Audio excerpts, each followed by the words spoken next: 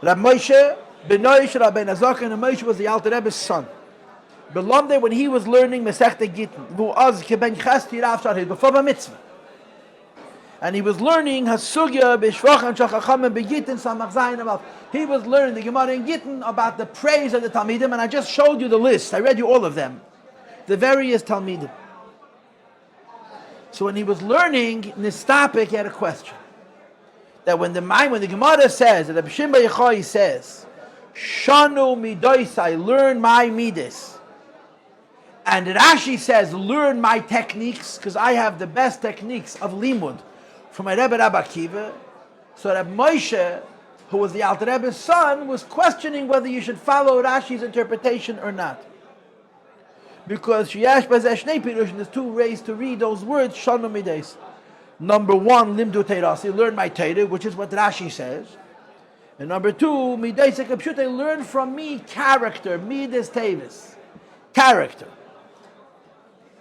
So Rav Moshe was an 11-year-old boy, and he was sharp. Rav Moshe was very, very sharp. He was famously sharp. And he was sitting, he probably had a chavrus at that age, and they were discussing whether you should read the Gemara as Rashi understands the Gemara in the context of all of the midas listed before, Shvachan Shal Chachamim, which is all about their Torah. So should you read the end where Rab Shimon tells his students, learn from me, because I took the best from Rabbi Akiva. So Rabbi Moshe was questioning, does this still mean the best techniques of learning, or does it mean something different? Does it mean midas tevis? Now let me digress for a moment and tell you a story, which I've told you before. The Alter Rebbe had a contemporary, had a friend, whose name we do not know. He is called Harav Mivolfe. There's a city someplace in Eastern Europe called Wolf. He was the Rav in this shtetl of Wolfe. He was a big Goan, he was a big tzaddik. He was a Talmud of the Mezritcher Maggid. And the Alter Rebbe said that when the Mezritcher Maggid say Torah, the Talmidim couldn't keep up, they would fall apart. Some would scream, some would faint. The only two who could listen from the beginning to the end, the Alter Rebbe said, was me and this Harav Mivolpe. And the Alter Rebbe said, and me, for 72 hours, my stomach was a mess. He'd get sick physically from the constraint to listen to a whole Torah. So he was an Adam God, listen to Harav Mivolpe. And there's a story, and never gefallen. He had the feel, he fell. Spiritually. He became a drunk. It's a story which is mentioned even in the Alter Rebbe's cross-examination.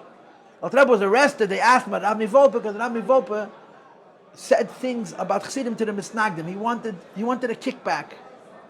So he thought they'll come to the Misnagdim and they'll master on the Chassidim, they'll give him something. And they took his Lashon Hara, but didn't give him anything. But he was an Adam Gadol. You found. He came to Lashna. He came to the Alter Rebbe Lashna. And he was much older than the Chassidim. They didn't know who he was. They see an elderly man walk in, and Alter Rebbe is saying Chassidus. And this man is standing there and he's listening. And somebody standing near him hears him mutter to himself, Mir haben alle gegessen von einem Top. Und hat zugenommen die ganze Gerstunke, or die ganze Smetana.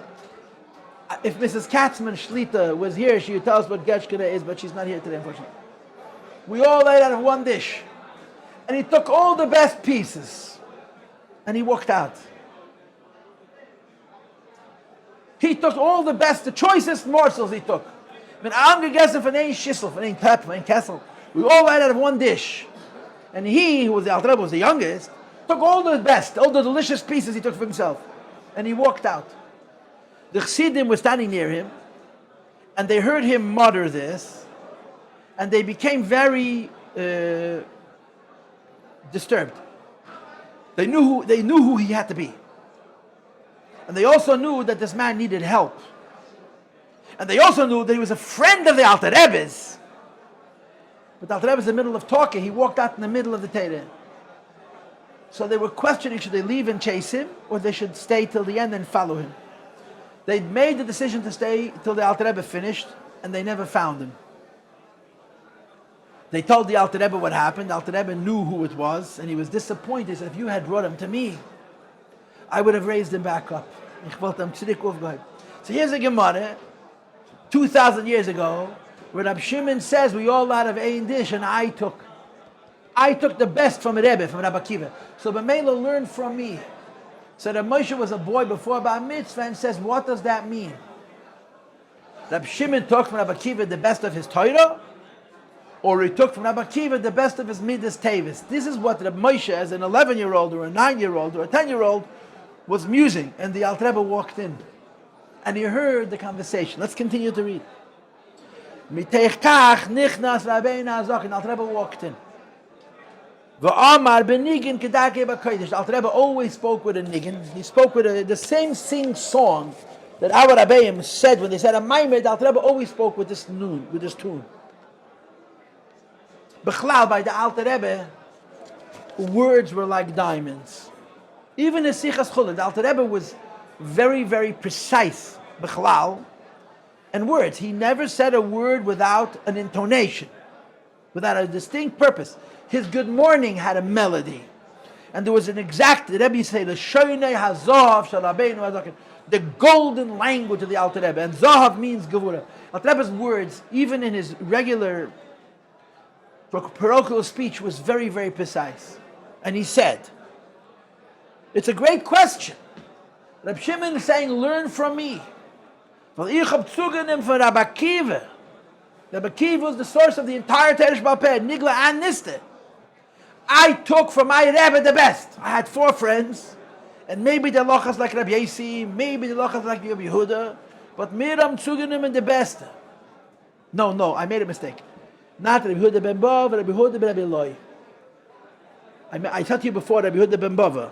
I made a mistake. The Talmud of Rabbi Akiva was Rabbi Yehuda ben Rabbi Eloi. He was a Chava at Rabbi Shimon. And in this Gemara, Stam Rabbi Yehuda means Rabbi Yehuda ben Rabbi Eloi. Rabbi Yehuda ben Bava was Munasar Arugi Malchus. It's a different man. Rabbi Yehuda ben Rabbi Eloi. He was the Talmud of Rabbi Akiva.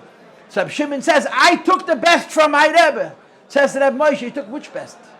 The Torah best or the Midas Tavis best? It's a great question. It's a rhetorical question. It's a question that takes on a life of its own.